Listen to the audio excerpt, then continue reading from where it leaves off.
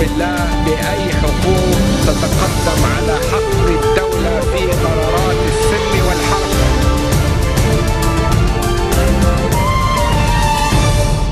Nouvelle édition de la rédaction, merci d'être au rendez-vous de l'info. Dans l'actualité au Liban, nouveau terroriste passé sous les verrous. Il s'agit de Hassan Mohamed Jamil, un ressortissant syrien, membre actif de réseaux terroristes dans la région. Il est accusé d'implication dans plusieurs attaques contre des postes de l'armée libanaise. Durant son interrogatoire, Jamil a dévoilé aux inspecteurs certaines informations relatives à l'organisation des groupes fondamentalistes. L'arrestation de ce ressortissant syrien intervient au lendemain de l'annonce par la troupe de la capture le 2 mars dernier de Hassan Gourli, également d'origine syrienne et présenté par l'armée comme un dangereux terroriste. Il a notamment participé à la surveillance des 25 soldats libanais otages des djihadistes et admis avoir collaboré aux opérations de déplacement des otages et avoir donc assisté à l'exécution de militaires. Les négociations sous médiation qatari en vue de la libération des 25 militaires otages des djihadistes se poursuivent. Selon une source sécuritaire citée par le quotidien Al-Safir, les autorités libanaises auraient reçu une liste de 40 prisonniers islamistes que les djihadistes souhaitent donc voir libérés. Le gouvernement libanais devrait recevoir une deuxième liste de revendications dans les prochains jours en vue de la relaxe des otages. Côté libanais, l'administration Salam exigerait une libération des militaires en une seule phase et refuserait toute demande de libération d'islamistes inculpés par la justice. Une vingtaine d'élèves ont été victimes d'intoxication alimentaire à l'Institut technique d'Abi Samra à Tripoli, au Liban Nord. Les étudiants ont été transportés à l'hôpital Al-Shifa de la localité pour recevoir les soins nécessaires. Ils seraient dans un état stable. Le ministère de la Santé a annoncé l'ouverture d'une enquête. Selon les premiers tests médicaux, il s'agirait d'une intoxication due à la consommation de croissants à la cantine de l'Institut. Le groupe djihadiste État islamique a entrepris de détruire des vestiges archéologiques de Hatra. La cité antique de Hatra aurait été construite voici 2000 ans environ et soumise à l'empire des Parthes. Elle aurait prospéré comme centre religieux et commerçant. La ville avait été prise et détruite au IIIe siècle de notre ère par les Perses sassanides. Les djihadistes de l'État islamique se sont attaqués déjà à d'autres vestiges irakiens sur des sites archéologiques, notamment à Nimroud ou dans des musées à Mossoul ces derniers temps. Le groupe État islamique a par ailleurs lancé ce samedi une violente offensive pour prendre le contrôle d'une localité stratégique de la province syrienne de Hasakeh. C'est au nord-est du pays, une région tenue par les combattants kurdes. 2 civils ont été tués à Tal Tamer, au sud de la frontière turque. Les combattants kurdes, épaulés par des miliciens assyriens, ont repoussé les islamistes à Tal Nasri, au sud de Tal Tamer, tuant 8 djihadistes. Depuis le début d'offensive djihadiste contre la province de Hasakeh, le 23 février dernier, l'État islamique a pris le contrôle d'au moins 10 villages dans la région et enlevé 220 Assyriens. Jusqu'à présent, 23 personnes ont été libérées contre une rançon. Par ailleurs, 26 djihadistes de l'État islamique, dont 2 commandants, ont été tués dans plusieurs raids de l'aviation du régime Assad dans la province de Hama, au centre du pays. À l'exception du Venezuela, qui s'est abstenu, tous les membres du Conseil de sécurité de l'ONU ont adopté une résolution condamnant l'utilisation du gaz de chlore dans le conflit syrien. Le texte de la résolution évite de désigner les coupables, mais l'ambassadeur des États-Unis aux Nations Unies, Samantha Power, a clairement accusé Damas. Malgré avoir signé la convention sur l'interdiction des armes chimiques, le régime d'Assad a une fois de plus montré sa brutalité et transformé donc du chlore en arme chimique barbare contre le peuple syrien, a-t-elle dit. L'ambassadeur de Syrie aux Nations Unies, Bachar Jafari, a de son côté réagi aux accusations américaines pour les démentir. Et je cite, « C'est un terrible mensonge d'accuser le gouvernement d'un acte aussi horrible, atroce et condamnable comme l'utilisation d'armes chimiques et du gaz de chlore. » La Syrie est accusée d'avoir utilisé des armes chimiques le 21 août 2013 contre des populations civiles dans les faubourgs de Damas. La Syrie, je vous rappelle, s'est ensuite engagée à détruire son arsenal chimique et dément être responsable des attaques au chlore qui ont eu lieu donc début 2014 dans le nord du pays. Au Mali, 5 personnes ont été tuées cette nuit dans une attaque contre un restaurant dans la capitale Bamako. Les victimes sont 2 Européens, un Français et un Belge, et 3 Maliens. Il y a également au moins 8 blessés. Cela s'est passé un peu après minuit. Au moins un homme cagoulé serait entré dans le restaurant, aurait ouvert le feu et se serait donc ensuite enfui grâce à un complice. Aucune revendication pour l'heure. La police malienne parle d'une attaque terroriste. Elle a annoncé l'arrestation ce samedi matin de 2 suspects sans donner plus d'informations. Le président français a dénoncé un lâche attentat.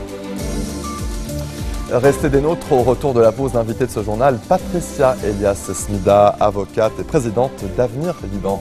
Tout de suite.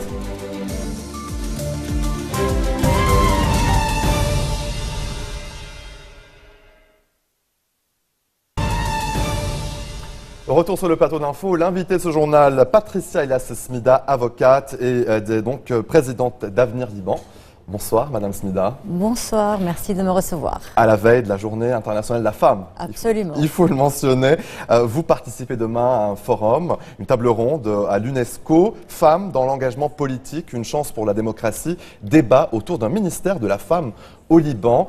Pouvez-vous nous donner les grandes lignes justement de votre intervention lors de cette table ronde ? Eh bien, cette table ronde, c'est mon association Avenir Liban qui en est l'instigatrice. Et donc, nous nous posions la question. Il y a des ministères de la femme en Tunisie, au Maroc, en Jordanie, en Irak, en Afghanistan, en France, en Angleterre. Pourquoi est-ce qu'au Liban, il n'y aurait pas un ministère de la femme ? Donc, nous avons décidé de faire cette table ronde qui aura lieu le jeudi 12 mars de 10h à midi à l'UNESCO et en collaboration avec l'Agence universitaire de la francophonie. Tout le monde est cordialement invité à cette occasion-là et donc pour discuter de la création d'un ministère de la femme au Liban. Les intervenants, il y aura l'ancienne ministre des droits de la femme de Jordanie, Madame Nadia Aloul Hachem, qui va parler de son expérience en tant que ministre de la femme en Jordanie, qui est un pays voisin et très similaire concernant sa législation. Nous aurons le docteur Leila Saadé, qui est présidente de l'école doctorale de droit du Moyen-Orient, qui nous donnera toutes les discriminations dont les femmes sont victimes au Liban et dans le corps professoral et en politique.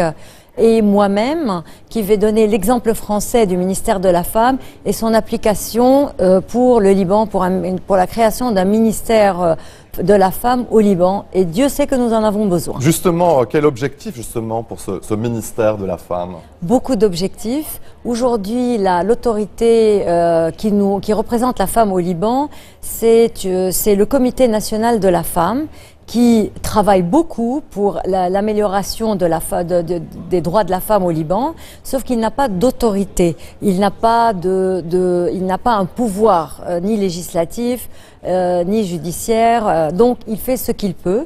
Et ma proposition est de transformer ce Comité national de la femme en ministère, c'est-à-dire de faire une institution, institutionnaliser ce Comité national de la femme qui existe déjà, c'est à très moindre coût, à un coût extrêmement faible, d'associer à ce ministère toutes les associations civiles qui travaillent sur le terrain, qui sont les ONG, qui sont extrêmement actives, afin de pouvoir coordonner entre toutes ces associations et avoir un impact qui soit absolument important sur le au terrain, niveau de la femme. Parce qu'on l'a Exactement. Vu ces derniers mois, plusieurs faits divers, oui. Justement, on fait la une d'actualité avec des femmes violentées, battues jusqu'à la mort. Exact. Je voulais vous dire qu'en France, la première création de ministère de la femme, et puis ensuite le ministère de la femme qu'avait présidé la ministre Françoise Giroud, elle avait donné 10 propositions de loi, dont 80 ont été adoptées, et ça a amélioré les droits des femmes en France d'une façon extraordinaire.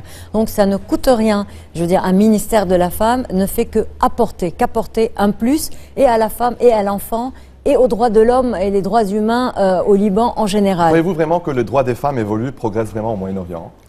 Malheureusement, nous assistons à une régression terrible parce que si vous consultez les photos et les archives des années 50, même 30, vous verrez la femme dans un État, dans ces pays-là, et aujourd'hui une régression terrible à cause de ce qui se passe. Mais d'un autre côté, la femme arabe a montré sa force et son importance dans les printemps arabes. Regardez ce qui s'est passé, je donne l'exemple de la Tunisie avec le printemps arabe.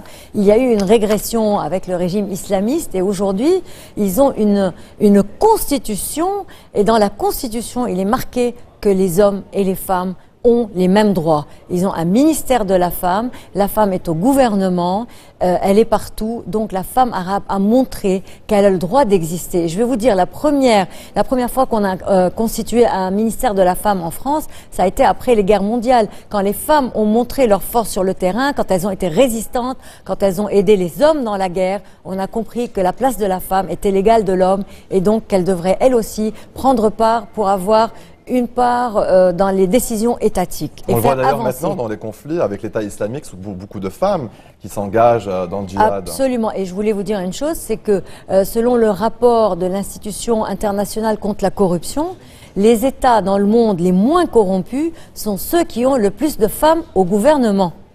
Et puis la promotion de la femme au gouvernement et dans tout ce qui est diplomatique et dans tout ce qui est la politique fait qu'il y a une stabilisation de l'état de droit selon des études étrangères qui ont été faites sur un niveau international. Donc la femme qui constitue 50% de la société ne peut pas être gardée à l'écart de son propre sort et du sort de son pays, qui est le Liban ou un autre pays arabe. Et pour rester bien sûr à l'abri justement de cette discrimination en tout genre. Qu'est-ce que vous proposez justement pour 2016 à l'occasion de la journée de la femme? On discutait un peu tout à l'heure. Absolument. Je voulais vous dire que j'ai assisté aux différentes manifestations à l'occasion de la journée de la femme. Et j'ai trouvé qu'il était dommage que ça n'ait pas une envergure nationale. Et je propose pour l'année prochaine, et je ferai les démarches pour cela, qu'il y ait une journée de la femme nationale et qu'on unisse nos efforts pour que cette journée-là ait un impact national et peut-être quelque chose qui soit aussi directement pratique sur le terrain. Il nous reste encore une minute. J'aimerais juste peut-être faire un point avec vous sur votre association Avenir Liban. Avenir Liban, absolument, est un think tank. Ça veut dire c'est un club de réflexion pour la promotion de la démocratie, des droits de l'homme, de la femme et de l'enfant. Et nous travaillons depuis 2 ans sur les droits de la femme pour faire avancer cela. Nous faisons des formations pour les juristes, pour les avocats, pour les étudiants en magistrature, afin qu'ils sachent utiliser les techniques de la Convention internationale des droits de la femme, qui est la CEDAW, que le Liban a ratifiée depuis plus de 35 ans et qui n'est toujours pas appliquée au Liban. Mais notre grande fierté à Avenir Liban, c'est qu'il y a eu 2 décisions et aujourd'hui une 3e décision concernant des femmes violentées dans lesquelles le texte de la CEDAW a été cité. Et il faut savoir que les conventions internationales sont supérieures à toutes les lois nationales. Donc c'est à elles de s'appliquer et aucune loi nationale. Même les lois religieuses? Absolument. Aucune loi. La supériorité des conventions internationales prime sur toutes les législations nationales. Et donc nous avons un droit et un devoir, les juges, d'appliquer ces conventions internationales. Et donc, je convie tout le monde, toutes les dames, tous les hommes qui sont motivés le jeudi 12 mars, de 10h à 12h au Palais de l'UNESCO pour suivre cette conférence et avoir ce débat. Bien, merci beaucoup Patricia et Yasmina d'être venus sur notre plateau pour parler un peu de la femme justement et de votre table ronde. Donc je rappelle, ça sera jeudi 12 mars de 10h à 12h au siège de l'UNESCO de Beyrouth.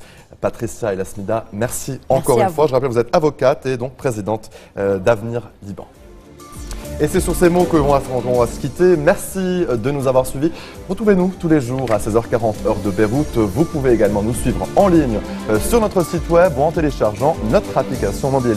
Excellente suite de programmes sur notre antenne et bon week-end.